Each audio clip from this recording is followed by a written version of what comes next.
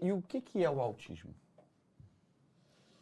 Porque a gente quer acabar com o preconceito, a gente quer lidar, né, sempre de uma maneira inclusiva, com as crianças, respeitando os pais, trazendo essas pessoas aqui para um senso de comunidade. Só que para a gente fazer isso, a gente precisa saber o que é. E o que é o autismo? É uma síndrome, né? É um conjunto de sintomas e sinais, e tem dois muito importantes, que é uma questão de alteração na comunicação e os movimentos repetitivos estereotipados, que a gente chama, né? Aquela criança que segue rituais, né? Alguns rituais, e às vezes muito sutis também, né? Sutis, o Bernardo, um dos rituais dele era, ele usava vários pijamas, então ele fazia uma troca de pijama, escova de dente, e à noite ele sempre comia macarrão.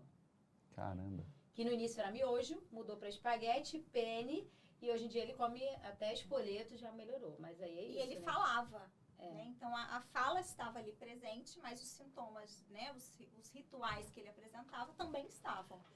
Só que ele também apresentava uma dificuldade na linguagem, que é uma questão de compreensão, né? Então a leitura social dele era prejudicada por conta dessa linguagem que era alterada, apesar dele falar.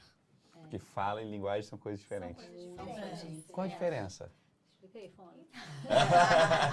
Então, a fala é a parte motora, né? É o que eu consigo expressar com a minha sons, motricidade, né? né? São os sons. E a linguagem é aquilo que eu compreendo, aquilo que eu entendo.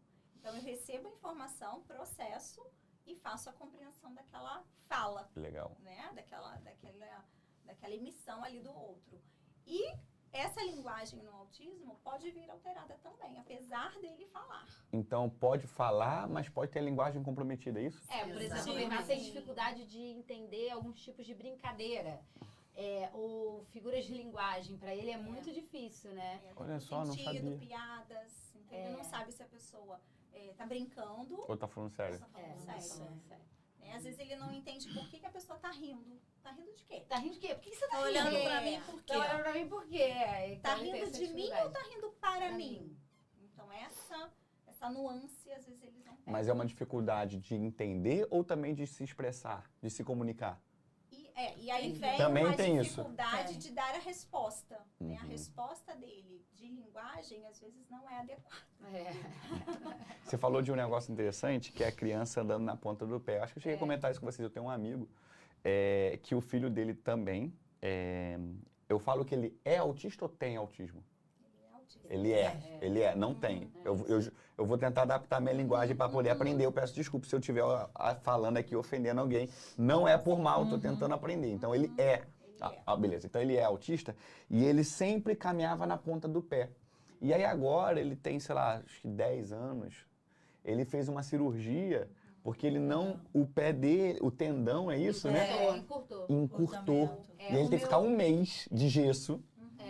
Mas então, é por isso que a gente fala assim, né? A gente tem tentado montar uma equipe, né? Hoje a nossa clínica oferece todos os serviços, né, para o tratamento que a gente chama de padrão ouro no autismo. E a fisioterapia é uma especialidade que é pouco vista para o autismo e a gente traz isso até por experiência própria. O meu filho estava ali no limite, né, para talvez uma cirurgia, passou por um fisiatra, que é uma especialidade médica.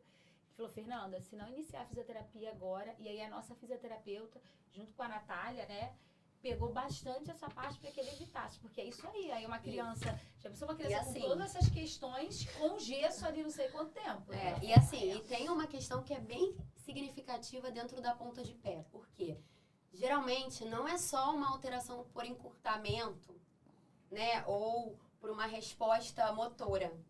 Está relacionado muito com a parte sensorial daquela criança, que é a forma como ela registra, né, os sentidos.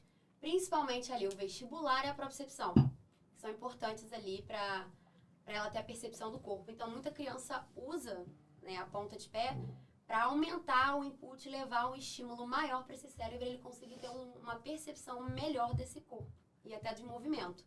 Então, por exemplo, às vezes a criança é seu amigo, né, que você está dando o exemplo.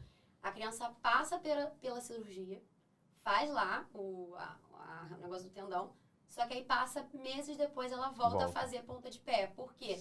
Porque só a cirurgia não vai adiantar. Ele precisa fazer um trabalho de integração sensorial para estar aí melhorando as respostas dele, né, em relação a isso. Ele percebendo melhor, né, esse corpo, trabalhar mais esses sentidos mesmo, né?